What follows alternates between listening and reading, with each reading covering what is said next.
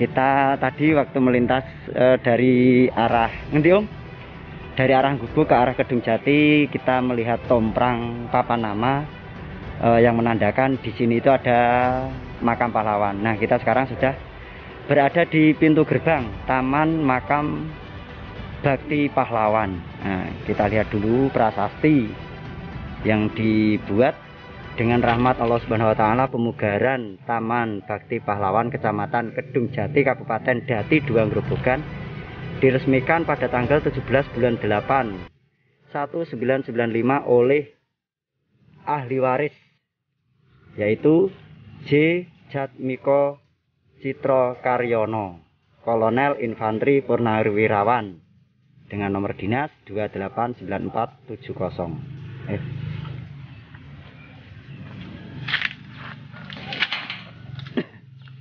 Assalamualaikum. Proklamasi.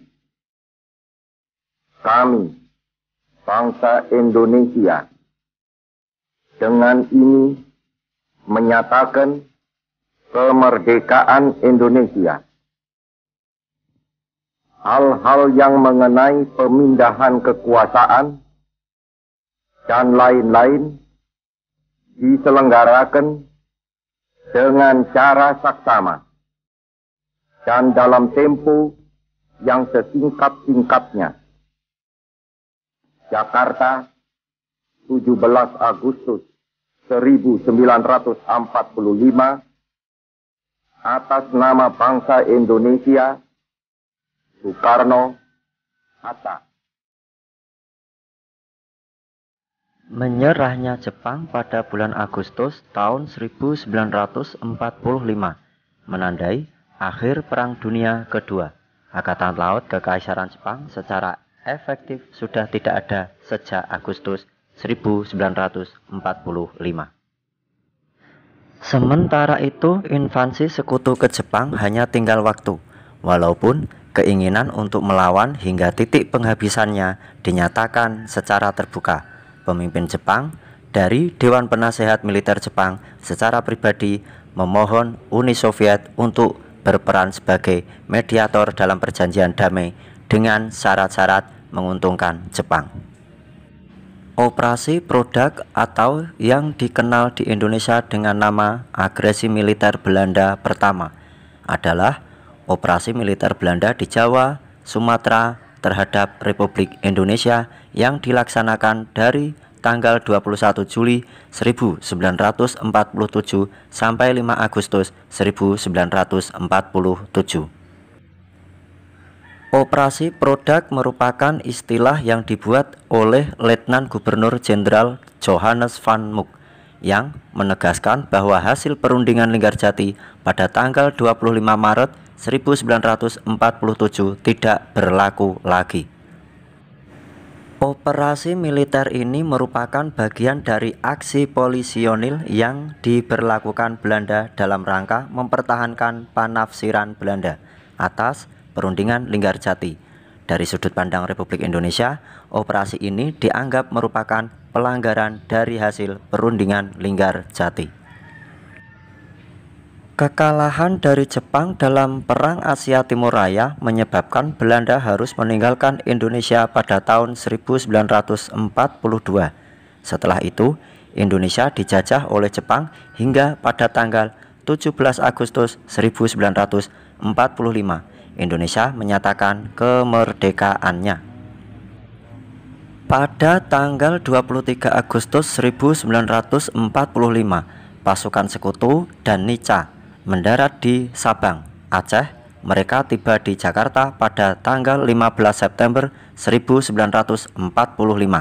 Selain membantu Sekutu untuk melucuti tentara Jepang yang tersisa di bawah pimpinan Van Mook, atas perintah kerajaan Belanda membawa kepentingan lain, yaitu menjalankan pidato Ratu Wilmina terkait konsepsi kenegaraan Indonesia. Pidato pada tanggal 6 Desember 1942 melalui siaran radio menyebutkan bahwa kemudian hari akan dibentuk sebuah persemakmuran antara kerajaan Belanda dan Hindia Indonesia di bawah naungan kerajaan Belanda. Perjanjian resmi pertama yang dilakukan Belanda di Indonesia setelah kemerdekaan adalah Perundingan Linggarjati. Van Mook bertindak langsung sebagai wakil Belanda, sedangkan Indonesia menugaskan Sultan Syahrir, Muhammad Rum, Susanto, Tirto Projo, dan Aka Ghani. Belanda menamakan agresi militer ini sebagai aksi polisionil dan menyatakan tindakan ini sebagai urusan dalam negeri. Pada saat itu jumlah tentara Belanda telah mencapai lebih dari 100.000 orang dengan persenjataan yang modern, termasuk persenjataan berat yang dihibahkan oleh tentara Inggris dan tentara Australia. Dimulainya operasi militer.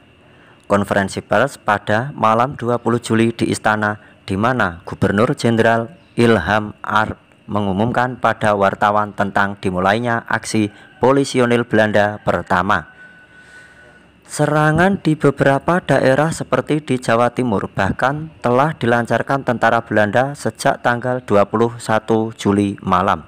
Sehingga dalam bukunya G.A. Moore menulis agresi militer Belanda 1 dimulai pada tanggal 20 Juli 1947.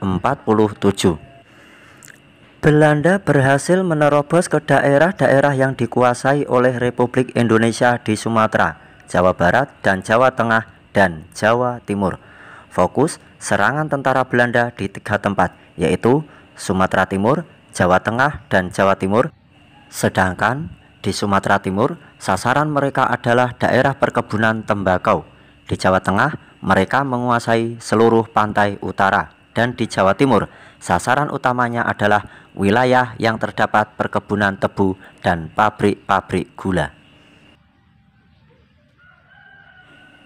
Pada agresi militer pertama ini, Belanda juga mengerahkan kedua pasukan khusus, yaitu Korps Speciale Troepen atau KST di bawah Westerling yang kini berpangkat kapten, dan pasukan para 1 atau 1E para Compagnie di bawah Kapten C. Sisselar. Pasukan KST atau pengembangan dari DST yang sejak kembali dari pembantaian Westerling di Sulawesi Selatan belum pernah beraksi lagi, kini ditugaskan tidak hanya di Jawa, melainkan dikirim juga ke Sumatera Barat. Agresi tentara Belanda berhasil merebut daerah-daerah di wilayah Republik Indonesia yang sangat penting dan kaya seperti kota pelabuhan, perkebunan, dan pertambangan.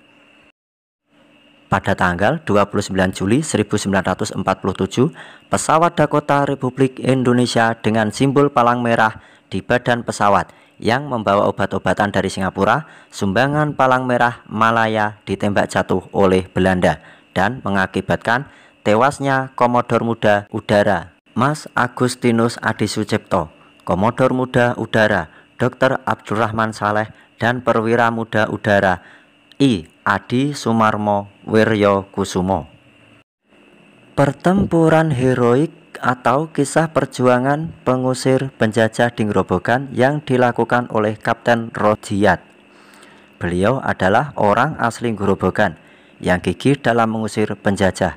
Katanya, meski namanya tidak dikenal luas seperti pahlawan besar lainnya, namun Kapten Rodiat yang lahir di desa Katong sempat punya kisah heroik sekitar tahun 1947 sampai 1948, yakni saat berlangsung agresi militer Belanda kedua, di mana pada saat itu Kapten Rodiat bersama rekan-rekannya berjuang sekuat tenaga untuk mengusir penjajah yang masuk di wilayah Grobogan, khususnya di Kecamatan Toroh.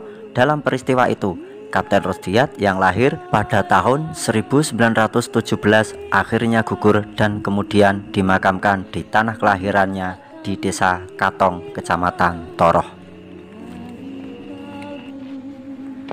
Adapun untuk tragedi heroik tersebut adalah terjadinya perang antara TNI bersama masyarakat Kedung Jati sebagai pejuang melawan Belanda yang ingin berkuasa kembali di bumi pertiwi ini.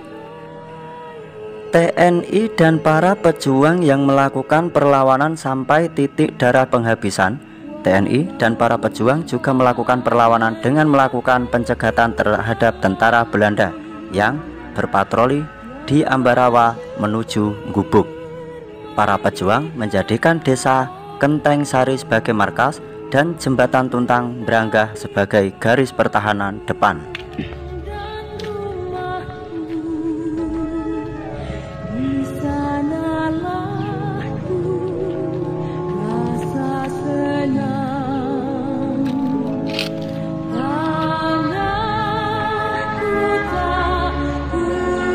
Kiai Sahid.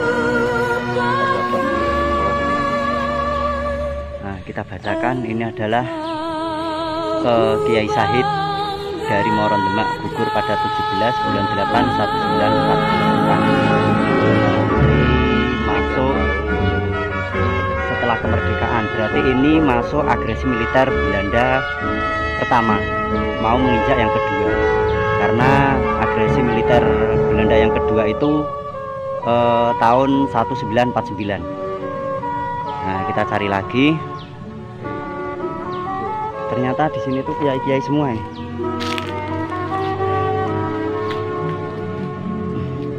Kiai Harjo Prayitno, perintis kemerdekaan. SK nomor polisi 69/PK, wafat tanggal 1 bulan 6 1988. Keren, perintis kemerdekaan. Ini Sudirman, tentara angkatan darat, wafat tahun 90, tapi di sini tidak berperan seperti yang Kiai Harjo Prayitno sebutkan. Keterangannya beliau adalah perintis kemerdekaan.